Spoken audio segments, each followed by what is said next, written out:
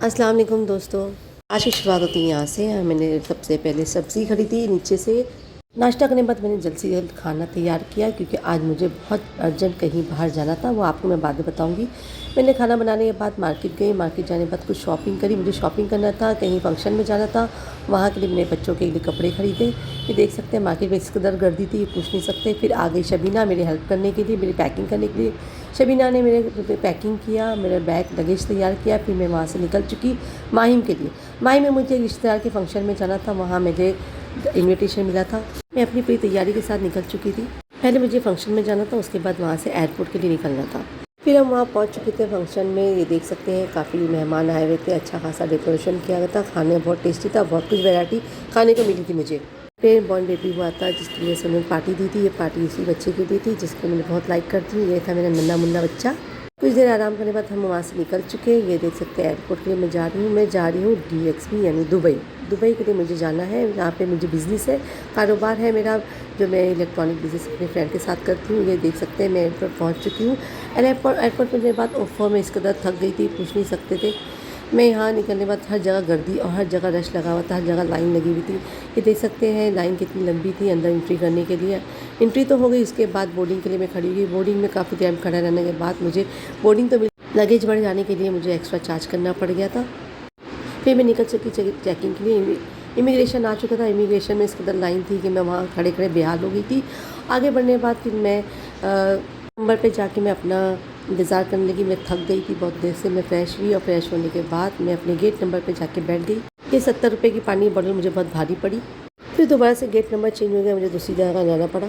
मैं अपनी फ़्लाइट में आके बैठ चुकी थी। 5:55 की मेरी फ़्लाइट थी। मुझे ज़बरदस्त नींद आ रही थी, काफ़ी रात हो चुकी थी, मुझे थकन बहुत हो चुकी थी। मैं सो गई, सो के उठी तो देखा तो मैं पहुँच चुकी थी मस्कत से मेरी वाया फ़्लाइट थी दुबई के लिए। 8:30 बजे से यहाँ मुझे निकलना था मस्कत से दुबई के लिए। ये देखते थे अल्लाह चिराग, काश मुझे मिल जाता, मैं भी इसे घस के निकल जाती दुबई। काफ़ी बड़ा एयरपोर्ट था। वहाँ पहुँचते पहुँचते मेरे पैरों में छाले पड़ गए थे। भाई एयरपोर्ट पे चलना आसान काम नहीं होता है, आप समझ सकते हैं। देखिए कितना बड़ा एयरपोर्ट था। मैं तो शॉर्टकट करते करते मैं एयरपोर्ट पे पहुँचते चली आ रही थी, अपने गेट नंबर पहुँच रही थी। मेरी फ़्लाइट का नंबर नहीं लगा था यहाँ पर, मैं वेट करते बैठी थी।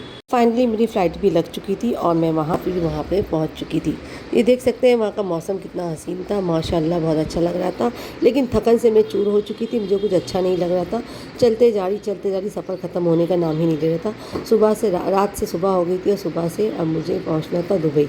वैसे तो लाइफ में मैंने बहुत सफ़र किया था, लेकिन ये सफ़र मेरे लिए बहुत मुश्किल हो रहा था क्योंकि वाया फ़्लाइट थी और मुझे थकन इतनी हो रही थी, बता नहीं सकती थी। सुबह दूसरे दिन से मैं तैयारी में लगी हुई थी। यहाँ पहुँच चुकी थी मैं दुबई के लिए। दुबई लैंड होते मैंने सबसे पहले ड्राइवर को फ़ोन किया। ड्राइवर आगे बाहर इंतज़ार कर रहा था। मैं शारजा में उतरी। यहाँ सुबह मैं 11:30 बजे तक पहुँच चुकी थी। यहाँ पहुँचने के बाद देख सकते हैं इमिग्रेशन की लाइन ज़्यादा नहीं थी, साहब नवाब ज़्यादा लोग बैठे हुए थे, हमारा इमिग्रेशन कर रहे थे। ये लोग इमिग्रेशन होने के बाद मेरा बाहर निकल रहा था। मुझे बहुत तेज़ भूख लगी हुई थी। मैं नीचे उतर के अपना सामान लिया, लगेज लेने के बाद आगे बढ़ गई।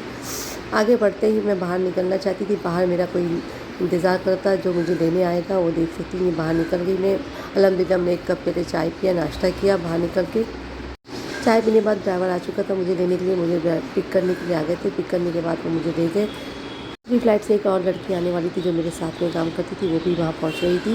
वो मेरा इंतज़ार कर रही थी। हम वहाँ पहुँचने वाले थे। देख सकते दुबई का मौसम किस तरह गर्म था। सर्दी और गर्मी दोनों मिक्स महसूस हो रही थी। कहीं कहीं बड़ी बड़ी बिल्डिंगें थी तो कहीं कहीं छोटे छोटे फ्लैट बने हुए थे। आपको बताऊंगी दूसरे ब्लॉग में मैं किस तरीके से पूरा अपना सफ़र तय करूँ। इंशाल्लाह आप ज़रूर कंटिन्यू मेरे पास बने रहे। मैं आपको इसी तरह अपना ब्लॉग दिखाती रहूँगी। आगे चल के इस तरीके के छोटे छोटे बंगलों बने हुए नज़र आएंगे, आपको रास्तों में मिलते रहेंगे। अल्लाह हाफ़िज़, में मिलेंगे।